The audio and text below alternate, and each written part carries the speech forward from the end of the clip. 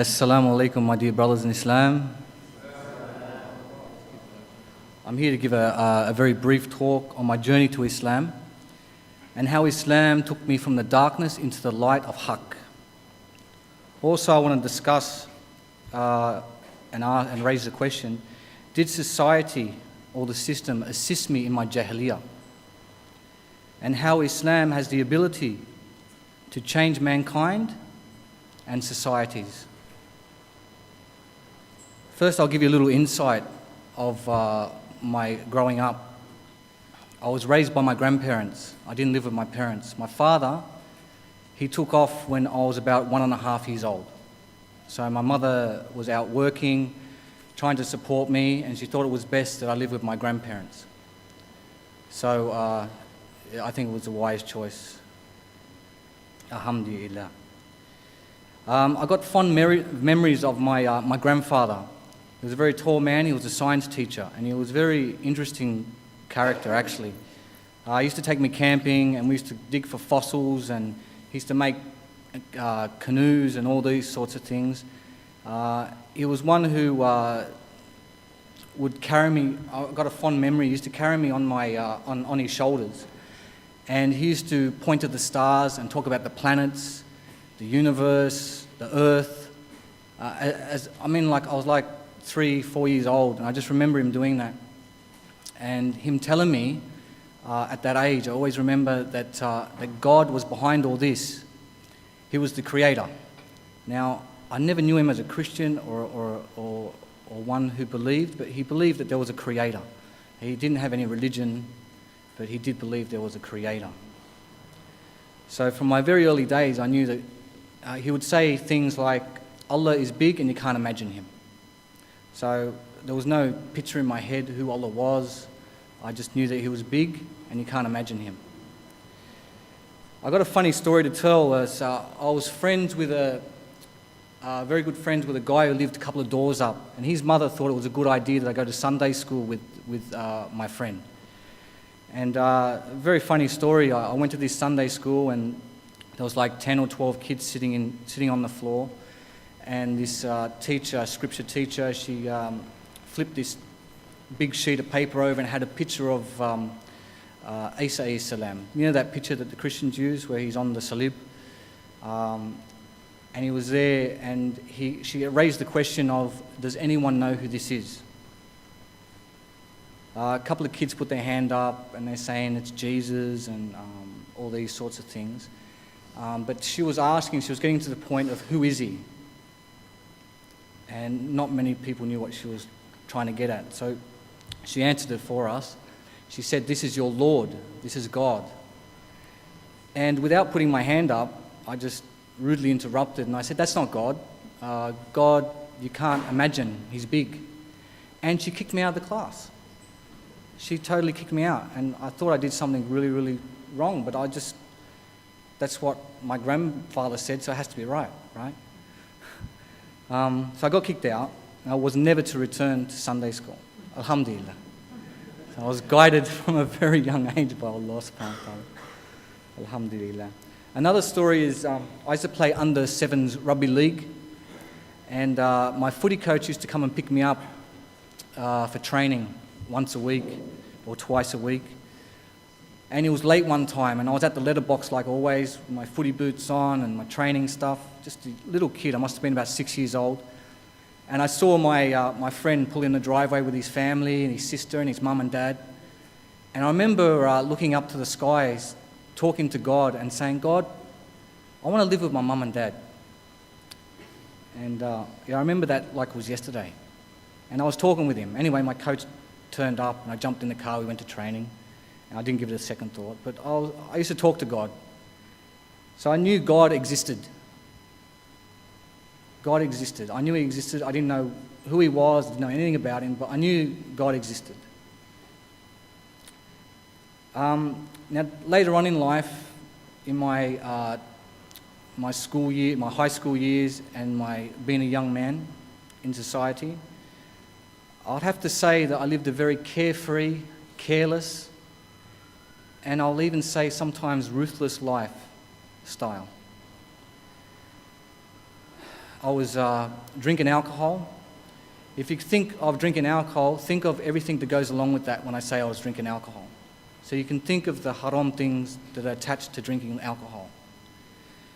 I was drugging. I was dealing with drugs, even from a young age. I dealt with drugs. My first experience with drugs, I was maybe 12 years old.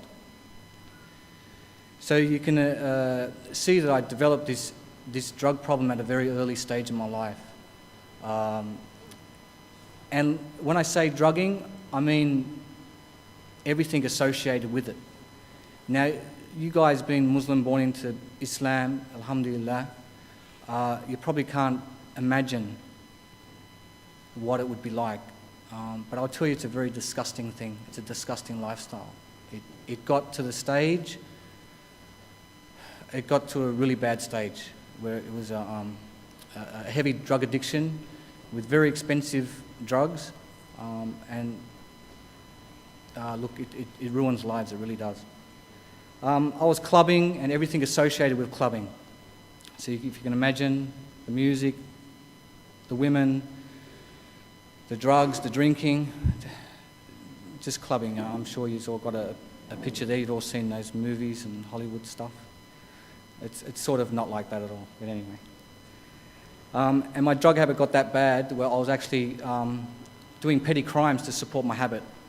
I was mugging people and getting money and any means necessary so I can get that drugs that I needed, or what I thought I needed at the time.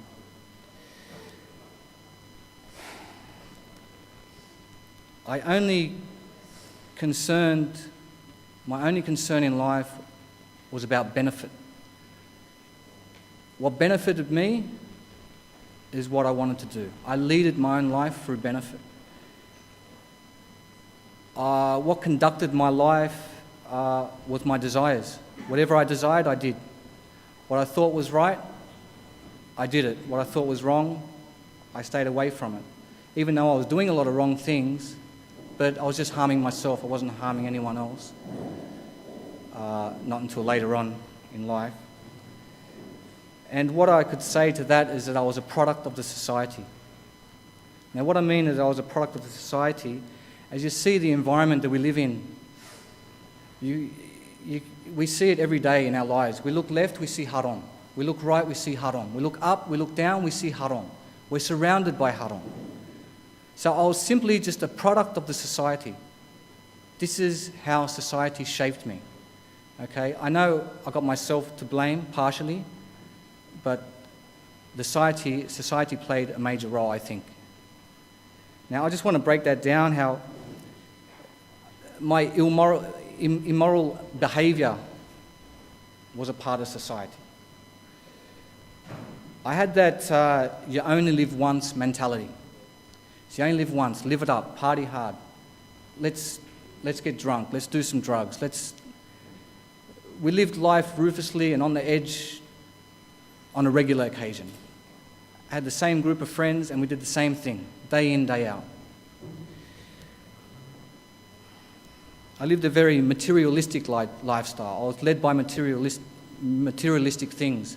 I wanted the best sneakers, the best shoes, the best clothes, the labels. I was right into that.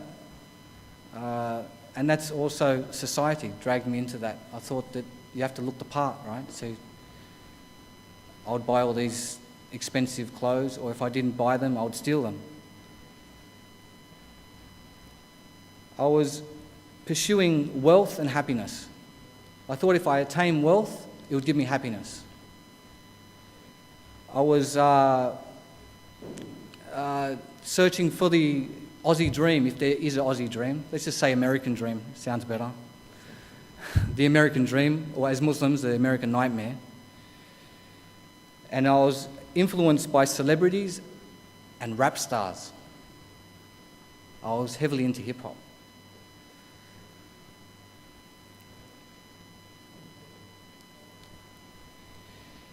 I thought this is how I should live my life, like this.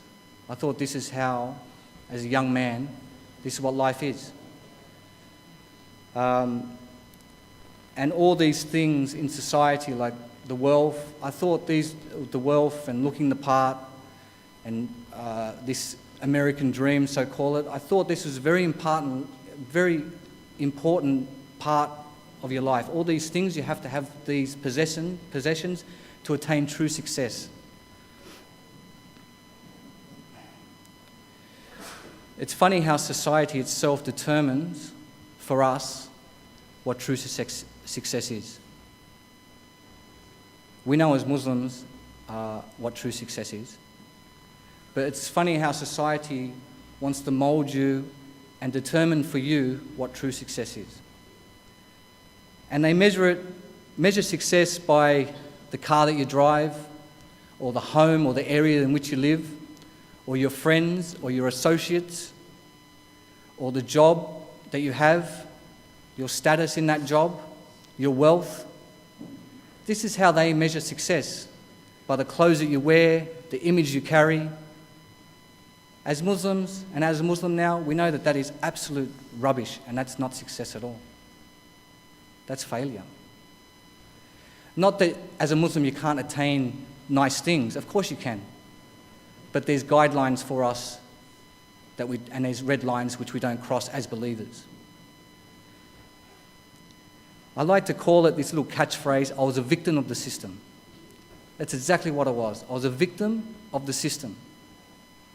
And I fell in and I got sucked in to all this delusion. I was heavily influenced by rap stars and the hip-hop scene. Absolutely. The shoes, the dress. I was going to concerts. I was even meeting rap stars. And for a short time in my life, I was actually writing lyrics myself. And I wasn't just writing lyrics, I was actually writing political lyrics. I was exposing the injustice done by the indigenous peoples of this land. Exposing the history, the genocide, the deaths in custody, the stereotyping, the discrimination. Just for a short time in my life, I really thought maybe I could change the situation here. But that dream didn't go anywhere except for a backyard party. Didn't go beyond that. But it was a pretty interesting time in my life.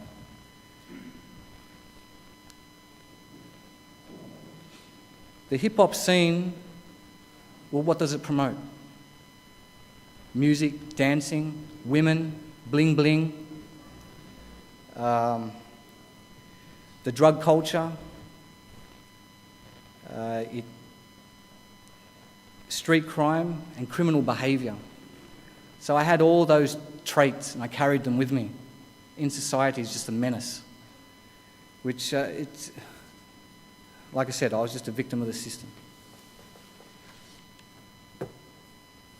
There come a stage in my life where I attained a very, very serious, the drug habit got very, very serious now. It come to a point where I was actually living on the street for some time. I was showering once a week. I was living in the garage with a friend. We would find couches on the street, and they were our couches. We didn't have a toilet. So I'll let you use your own imagination. It was a disgusting life. I still obtained a job, and I was making very good money in this job, but I still had to steal from people and be a menace in society and do street crime to support my habit. The habit and the money that I was spending on drugs per week was phenomenal. It was really bad. Where I couldn't even afford a home to live in because my drugs and was more important to me. I didn't think I could live without them. That's the state it put me in. It really damaged me. I come to the stage in my life where I wanted to change. I needed to change. I wanted to change, I just didn't know how. I didn't know where to turn or who to go to. I got a surprise visit from my auntie and she saw the state I was in. She was a nurse for 30 plus years and she sees this thing all the time. And she wanted to help me and she told me, when she saw me this particular day, she said, "You're moving in with me." And I said, no, I'm all right, I don't have a problem, knowing that my problem was severe. And she wouldn't take no for an answer. She was there the very next day and she was packing my things. At this stage in my life, I lived in a unit in Parramatta, a small one-bedroom unit. The very next day, she's packing my things. And I started helping her. And I started thinking, well, maybe here's my opportunity to change. So I started packing the truck, and I drove my car up behind her, all the way into the Blue Mountains where she lived. And I'm driving up there behind her in the truck, and I remember thinking on the freeway, look, if I ever need my drugs, I guess I can always leave when my auntie's at work, take a trip down Sydney for an hour, get what I need, go up there and pretend nothing ever happened. Funny story, I got to the mountains, and I went to get a drink in the kitchen, and she was out pulling the leads and the battery out of my car. So she had a master plan. I had a plan, but she had the master plan. Anyway, I pretty much went cold turkey. I don't know if you've ever seen anyone go cold turkey, but it's a terrible state to be in. It's had the shakes. I would sleep all day and I'd be awake all night. My life was totally upside down. I was angry, frustrated, and I put my auntie through a pretty rough time, to be honest with you. But she persevered.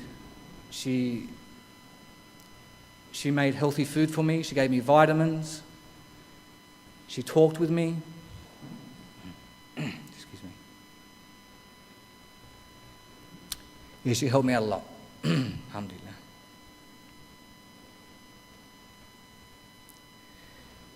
She pulled me through this rut that I was in. Anyway, it came a point in my life where I started feeling good about myself. I had the confidence back. I was looking healthy. I joined a gym up at Katoomba. I was going there three times a week. I started taking shape again. And I felt amazing. I haven't felt like this for a long, long time. I've been abusing drugs from a very young age, and I haven't felt normal for so long. I was trying to escape reality all the time. That's what the drinking and the drugs was doing. It was temporary happiness, just to escape the reality for the moment, for the time. But when you come off your high, it's back to reality. So what you want to do is just want to get on that high again.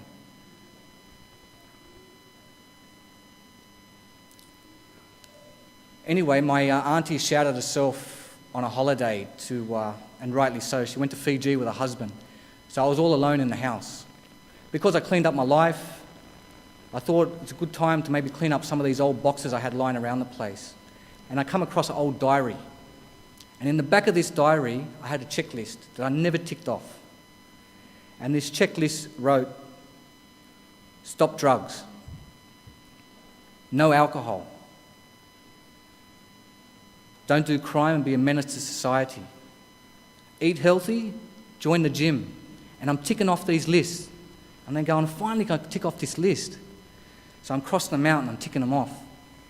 And the last thing on the list was find God. Find Allah. And I'm thinking to myself, how do I do that?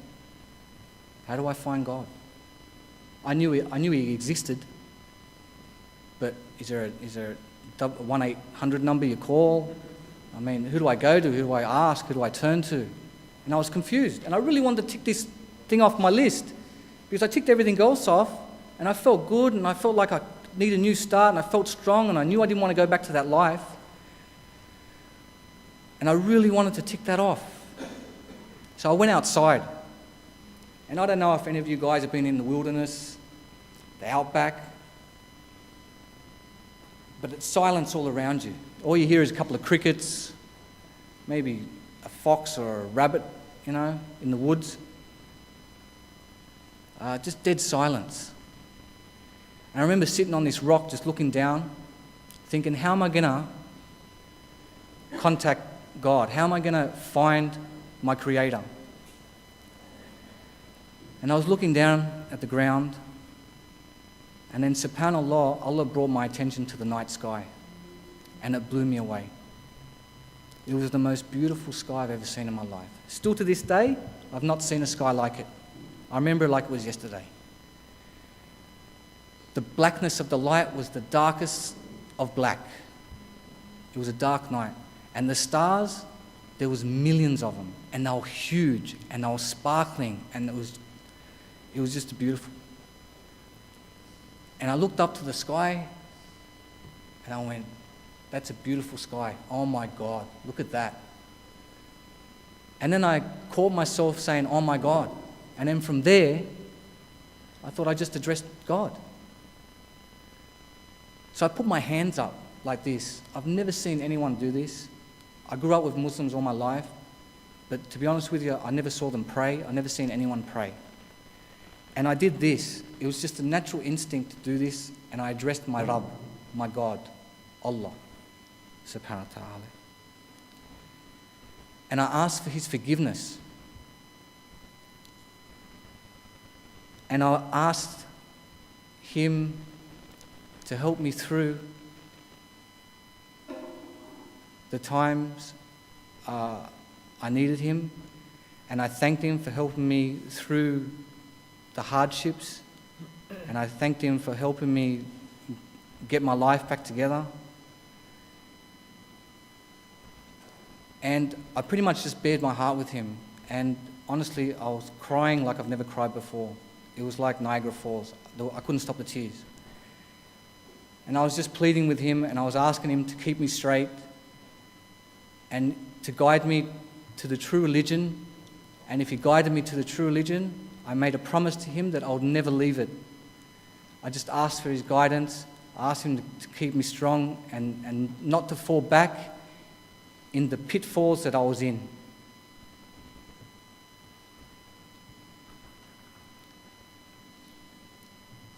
The lead up to Islam, I moved back down to Sydney and I went to go visit a very old friend of mine. He was a Christian Lebanese guy, but we were very close. And I knocked on his door and he hasn't heard from me for many years. And he couldn't believe his eyes when he opened the door. He thought I was dead or locked up. He had no idea that I was even on the planet. He couldn't contact my mother. He didn't know where I was. He even said he was very worried about me for a long time. Anyway, he was doing business with this Muslim guy, this practicing Muslim guy.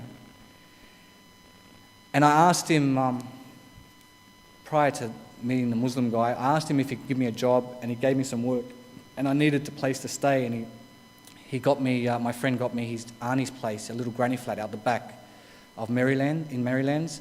And I lived out there, moved in there, saw the place, moved in. And I started working with my friend, and he was doing business with this practicing Muslim guy. And I got to meet him on a few occasions because I would meet like 2 or 3 times a week. And this Muslim guy had an amazing character, a character that I just fell in love with. He was an absolute gentleman. He shook my hand, he smiled, he spoke, and when he spoke, he always spoke a word of wisdom. The way he spoke was very profound. And just his character, and I'm saying to my friend, who's this guy? And he goes, oh, this is a guy I'm going to go into business with. He's a Muslim. I said, his character is amazing. He goes, yeah, no, he's very trustworthy. That's why I want to do business with him. I'm like, oh. I said, do it. I said, this guy, I like him. There's something about him. I like him. And over the time I got to know him, I would watch him wash up and he would go pray. And I started questioning what he was doing. And he said he was worshipping his Rabb, his Lord. And I would ask him questions of, who you're worshipping, and how many times a day you got to do this, and all these sort of things. And the way he answered always fulfilled my heart as being true. It just made common sense. It just made sense. He had a character that I wanted for myself. I seen this Muslim brother, Islam, his religion, shaped him as a very strong, firm, a real man. And that's what I wanted for myself. Later on, I saw the way he treated his children, his wife, and it was amazing. And the way they respected him, his wife and his children respected him, it was something I've never seen before. The family unit he had, I'd never seen a family like that ever. It was very attractive. So I've been asking him questions for a couple of months. And in that time, I also bumped into a few Christian priests along the way. I remember being at a garage one time, attaining a pink slip, and there was this Christian guy dressed up in the full black abaya with this funny hat, and he had this massive salib. Like, it was huge. It was like, for sure he'll be knocking people out when he walks down the street. At the time, I even thought maybe it could have been the original one.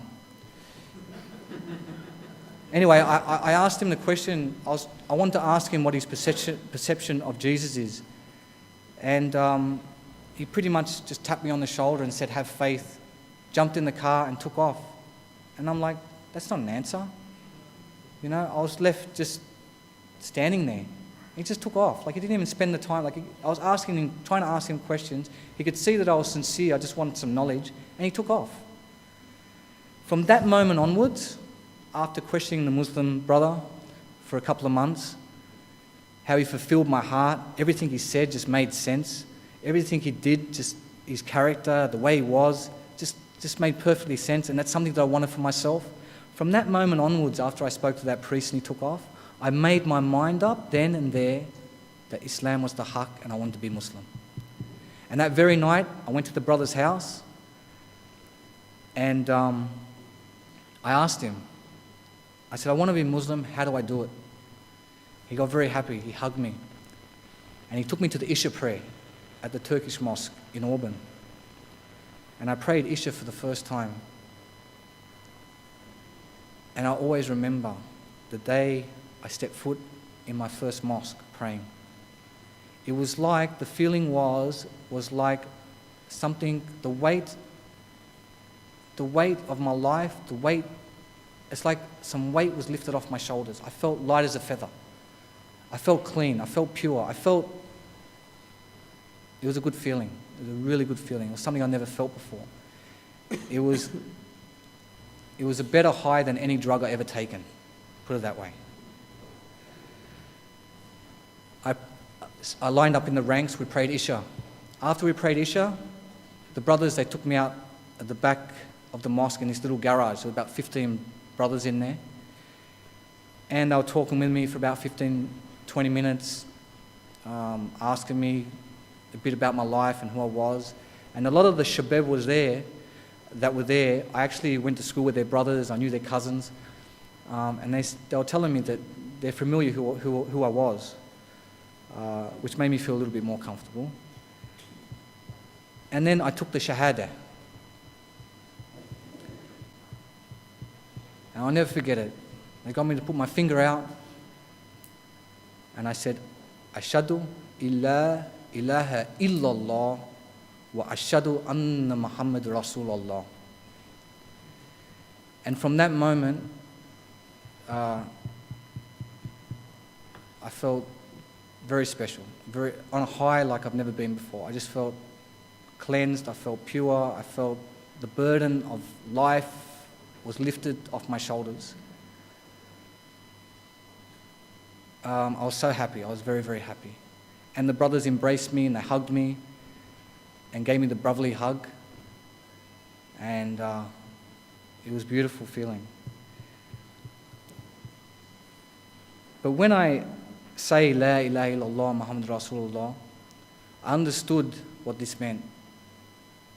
Because of the knowledge I was getting from the brother prior to when I reverted, when I shed this shahada, I understood that when I came to Islam, that I came into it completely. That I was in full submission to Allah subhanahu wa ta'ala. From now on, I no longer lead my life through my ideas or my desires, that I'm led by Allah subhanahu wa ta'ala's commandments. And when you're Muslim, you're in full submission to Him. So I realized that I'm in full submission and I've surrendered my life to Allah and Allah's way and Allah's way only.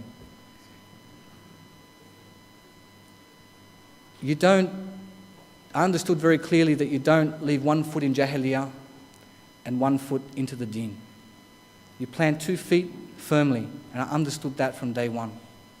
So from there, I attained knowledge, and I hung out with the brothers, and the brother that I reverted through, he held my hand for a good year and a half, until I grew wings and flew myself, so to speak. But he was a very good brother, and may Allah reward him, inshallah. and he's still doing good works with the youth today. And I think he's reverted, 20 other people under his belt. So he's a brother that doesn't stop working. He's a brother that is very steadfast, and he does not compromise the deen for anything or anybody. And that was also very attractive in that time when I was looking into Islam. How he never compromised his deen. That was an attractive thing. Very attractive. I remember one time, just a short story, that I was with him on his job, and I just reverted, it must have been a couple of weeks, and this very attractive lady, who used to go canvassing his company, and this very attractive lady pulled a hand out to shake his hand, and he retreated and he put his hand in his heart, and he said with the other hand, with all due respect for you and your husband, it would be wrong for me for my skin to touch your skin. And she was a little bit offended, but I was standing there going, SubhanAllah, there's no compromise in this deen, not for anything or anybody. Alhamdulillah, and I understood that very clearly. Just to move on quickly back to the society issue. Look, brothers, I was from the Jahiliyyah, and I'm telling you, society is urging something. They want something. They just don't know what it is, but they want to change. They want something. Their life doesn't really have a purpose, whether they know it unwillingly or willingly. But it's Islam is what they need, and it's Islam that's what they want. And it's for us to give it to them. It's our job. It's our job to convey the message and to offer them an alternative to their system and offer them an alternative to their societies.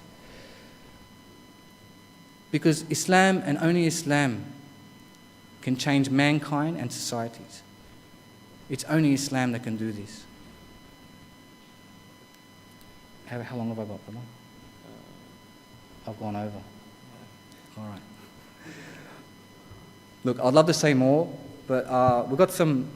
I'll just end it there. I could talk on and on, but... Q&A session afterwards. Yeah, Q&A session. You can ask questions and we can go from there. There's some photos that you might want to have a laugh at later on, and I got a bit of a graph on how my ideas and my life changed from before and after in Islam, and you can go through it or give it a bit of a read, and you can see the transition, the way I used to think to the way I think now as a Muslim. Jazakallah for the opportunity, brothers. I hope you enjoyed my story. Jazakallah. Assalamu alaikum wa rahmatullahi wa barakatuh. Allahu Akbar.